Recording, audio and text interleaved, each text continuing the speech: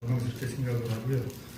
특히 오늘 발제하신 분들, 또 토론하신 분들, 또 이 시간까지 끝까지 남으셔가지고 이렇게 경청해 주시는 분들의 열기를 보니까 어느 세미나보다도 값지고 또 아주 유용한 그런 시간인 것 같습니다. 제 발제에 대해서는 또 우리 김병석 교수님께서 코멘트를 해주시기 했고요.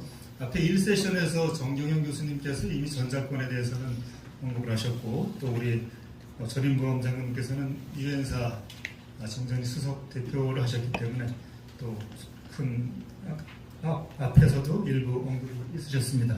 그래서 내용을 아껴서 발제를 짧게 하고 토론을 많이 하는 그런 시간을 갖도록 진행을 하겠습니다. 자, 우리는 모두 한미동맹 70주년을 맞으면서 여러 가지 한미동맹의 의미를 생각하고 있을 겁니다. 그래서 저도 한미동맹의 키워드가 뭘까 한번 이렇게 고민을 해봤는데요.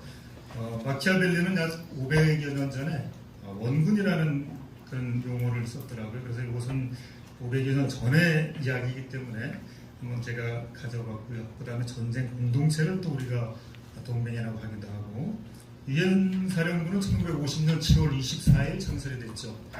그리고 한미연합사는 1978년 11월 달에 창설이 됐고요. 이 한미동맹은 이 정권 차원, 또 한반도 차원, 동아시아 차원, 글로벌 차원의 중층적인 구조를 가지고 있다. 이런 그 동맹의 특징이 있다는 내용을 정리해봤습니다. 한미동맹은 끝없이 진화해왔죠. 동맹은 생명을 가진 유기체와도 같다라고 생각합니다. 환경에 따라서 끝없이 변화하고 진화하고 그렇게 합니다. 그래서 간단하게나마 아산정책연구원에서 대미 인식, 또 동맹관계 인식에 대한 내용을 한번 정리해 보니까요. 우리 대한민국 국민들을 대상으로 미국 하면 떠오르는 단어가 뭐냐라고 봤을 때 37%가 군사력이다, 이런 이야기를 했고요. 한미동맹은 필요한가라는 질문에 90% 정도가 필요하다라고 했고, 통일 후에도 필요한가라고 물어봤는데 80% 정도가 필요하다라고 대답을 했습니다. 한미관계에서 가장 중요한 이슈가 뭔가라고 물어봤을 때 약 37%가 북핵 문제다라고 이렇게 답변을 했다고 합니다. 한미동맹 군사안보적 현안을 저는 세 가지로 한번 정리를 해봤습니다.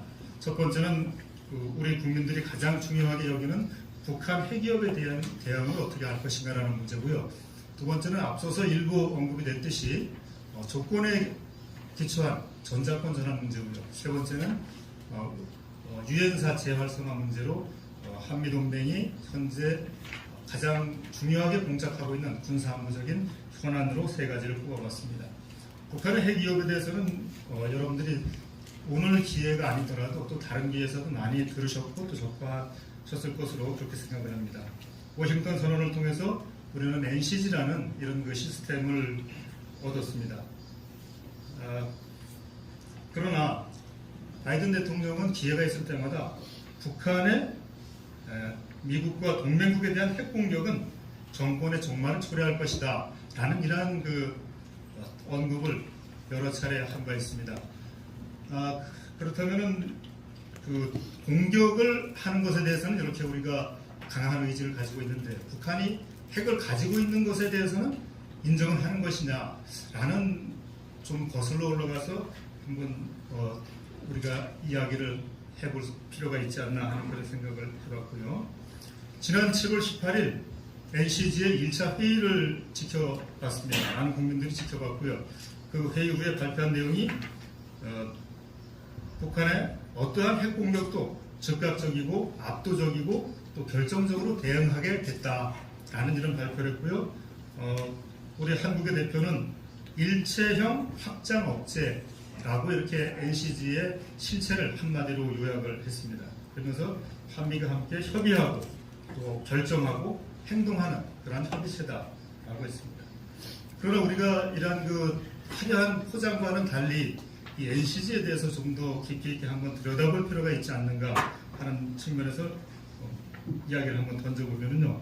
정말 미국이 핵을 사용하는 그 결정 과정에서 우리 대한민국이 참여할 수 있는 그런 그 구체화된 어떤 매뉴얼과 이런 그 가시화가 되어 있는가 하는 문제는 우리가 지속적으로 고민을 해봐야 될 생각이고 더 많이 요구하고 또 참여해야 될 것이다 라고 생각을 하고요.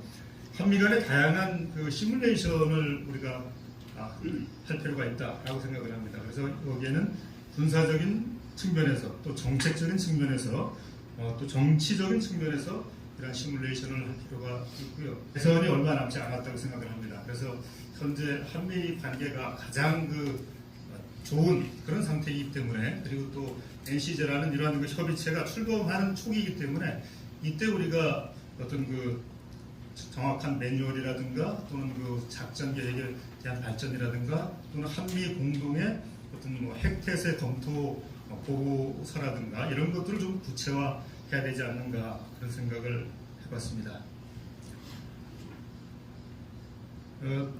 한국은 북한의 핵을 머리에 이고 계속 살아가야 하는 그런 운명이 있는가라는 제가 질문을 마지막에 던져봤는데요. 앞서서 정경희 교수님이 이제 독자적인 핵무장도 경우에 따라서는 우리가 고려할 수 있는 레버리지가 아닌가라는 그런 언급과도 일부 연관이 있을 것이다라고 생각을 해봅니다. 자, 그래서 우리 대한민국은 이 보복의 확실성보다는 통제할 수 없는 상호 핵공격의 위험에 대해서 좀 더 억제할 수 있는 그런 인식을 가져야 될 것이고, 또 미국의 확장 억제를 보완하고 강화할 수 있는 부분을 계속적으로 요구하고 또 레버리지를 이렇게 활용하고 정치적 외교적으로 때에 따라서는 좀 과장하는 것도 필요하다라는 내용을 좀 더 개념적으로 인 측면에서 언급을 합니다. 전시작전권 통제 문제입니다. 이것은 지속적으로 우리가 논란이 되고 있는 것이 주권의 문제인가 하는 내용이 계속 논의가 되어 왔고요. 두 번째는 현재 한국군의 능력으로 북한의 위협에 대응 가능하냐라는 문제, 그리고 전자권을 전환하는 것이 현재의 정세와 그리고 우리 한반도의 안보에 유리한가라는 논의가 계속 되어 왔습니다. 이 전자권 추진 문제는, 전자권 전환 문제는 현재 미래형 연합 구조로 가고 있는 그 내용과 같이 연관이 되어 있다라는 말씀을 드립니다. 이 조건에 기초한 전자권을 우리가 COTP라고 하는데요. 이 조건을 세 가지로 정했습니다. 연합방위 주도를 위해서 필요한 군사적인 능력을 갖추는 것, 두 번째 조건은 동맹의 포괄적인 북핵 미사일 위협에 대응할 수 있는 능력을 갖는 것, 세 번째가 안정적인 전자권 전환에 부합하는 한반도 및 영내 안보 환경을 고려하는 것, 이렇게 정해가지고 전자권을 전환할 수 있는 조건이 됐는가 안 됐는가를 검증을 하도록 되어 있는데요. 그래서 기본 운용 능력이라고 하는 IOC 검증, 이것은 2019년도에 이미 검증을 했고요. 그 다음에 FOC라고 하는 완전 운용 능력은 2022년도 UFS 연습 때 일부 한국군의 연합사 부사령관이 사령관 역할을 하면서 검증을 한 바 있습니다. 현재는 완전 임무 수행 능력이라고 하는 FMC를 앞두고 있다라는 말씀을 드립니다.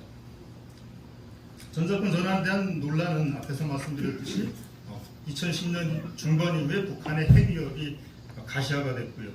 그리고 내부적으로는 군사주권 문제, 군사적인 효율성 문제, 또 정치적인 논리도 언급이 됐다라는 말씀을 드리고 싶습니다. 그 다음에 전자권 전환에 대해서 이 한국의 역할, 삼축 체제를 비롯해서 한국이 능력을 갖추는 것이 가장 우선이 되겠지만, 여기에 따라서 이제 동아시아의 안보 환경이 바뀜에 따라서 미국의 입장은, 정확한 입장은 무엇인지, 그리고 현재 북한의 핵 위협과 중국의 어떤 군사적 패권에 대응하는 그런 측면에서는 또 어떤 영향을 줄 것인지를 고민해야 될 것이다 라는 생각을 해보고요.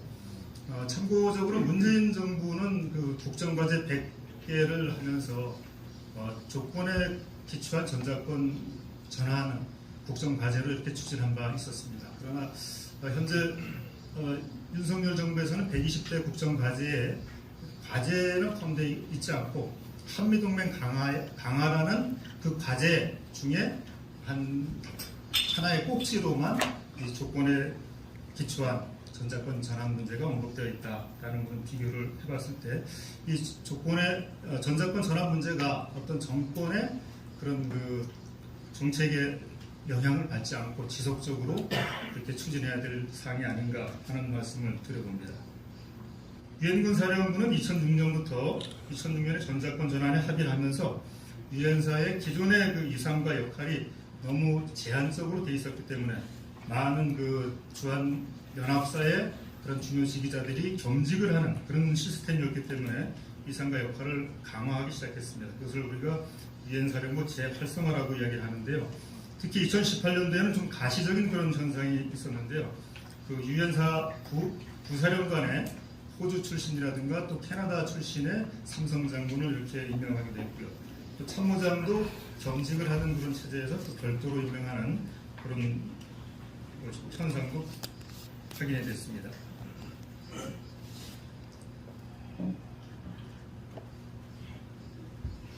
자, 이 전작권 전환과 유엔사 재활성화하는 문제에서 우리가 고민해야 될 문제는 만약에 전작권 전환이 된다면은 미래연합사의 부사령관을 이제 미국군 사성장군이 하게 되는데 미국군 사성장군이 역할이 약화되는 거 아니냐. 그래서 유엔 사령관의 그 기능을 강화해서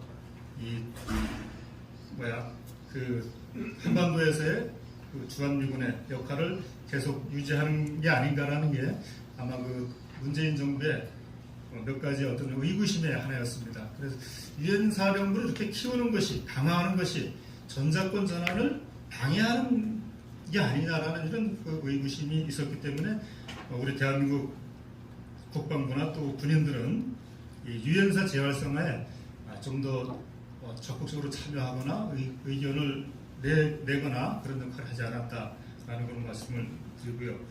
현재는 어제 뉴스를 보니까 우리 대한민국이 유엔사의 회원국으로 가입을 추진하고 있다라는 내용을 확인했고요. 그 다음에 현재는 유엔사령부의 장군급 참모가 한국군 장교는 현재 장성급은 없는데 민정참모를 한국군 장성으로 보직을 하겠다 이런 뉴스를 봤습니다.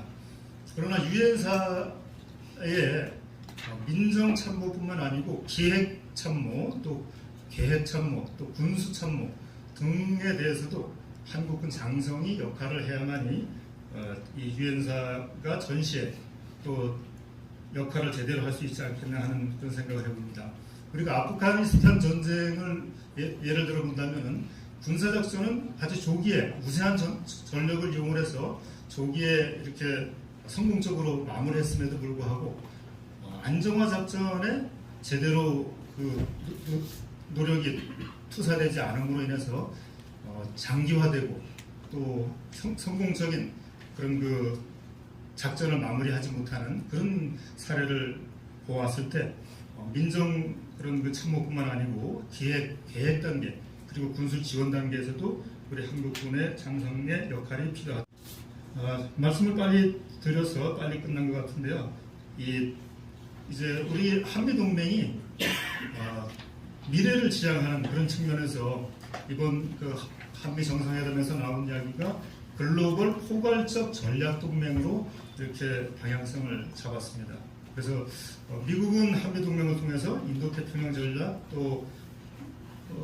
또를 수행할 수도 있고요. 또 첨단 기술이라든가 공급망 재편이라든가 이런 문제도 또 염두에 두고 있지 않나 하는 생각을 해봤고요. 우리 대한민국은 대통령님의 그런 그 연설이라든가 이런 걸 봤을 때는 자유와 통합, 번영에 기여하는 글로벌 중추국가로서 가는 게 한미동맹 기초로 해서 이렇게 추진하겠다라는 그런 내용을 인지할 수가 있었습니다.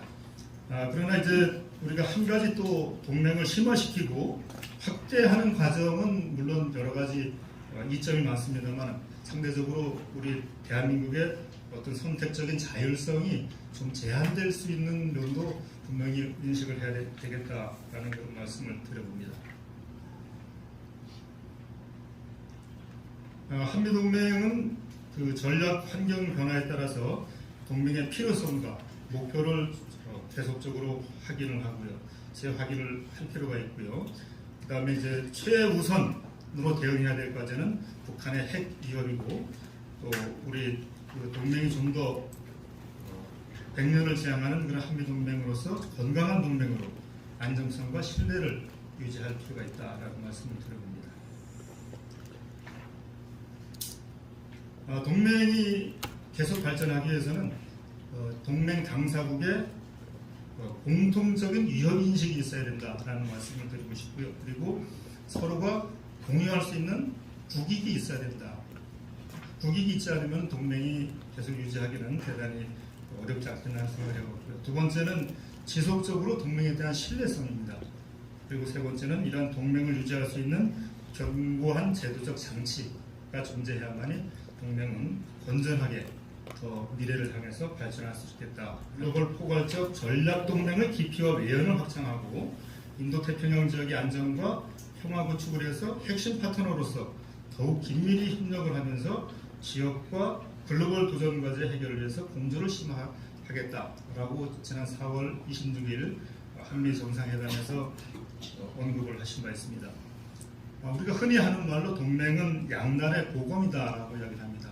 이 보검은 내가 내 목숨이 위험할 때 나의 목숨을 지켜줄 수도 있다. 그러나 어떤 면에서는 내 칼에 내 손을 베일 수도 있다라는 그런 측면에서 우리가 국제정치학에서 양날의 보검이다라고 이야기를 해왔는데요. 한미동맹이 현재 아주 모범적이고 또 절대적인 이런 그 동맹이지만 항상 그 건전한 동맹으로의 지향을 했으면 좋겠다라는 측면에서 양날의 보검이라는 단어를 소개하면서 제 발제를 마치겠습니다. 감사합니다.